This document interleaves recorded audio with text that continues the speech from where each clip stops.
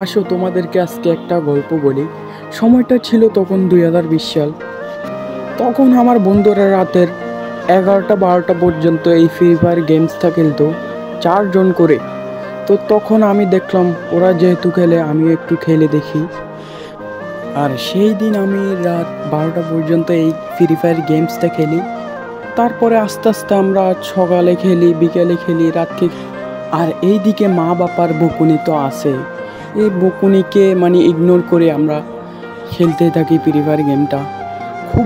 আর গ্রামের মানুষের তো কথা বলে আছে, এখন তো আর তাদেরকে অনলাইনে দেখা যায় না। তারা নিজের নিজের কাজে ব্যস্ত হয়ে গেছে এক একজন। আমিও আমার কাজে ব্যস্ত হয়ে গেছি। ওই দিনগুলোর কথা মনে পড়লে খুবই খারাপ লাগে। একসাথে আমরা গেম খেলছি। আর এ পর্যন্তই আমার গল্পটা। সবাই লাইক দিবেন, শেয়ার করবেন।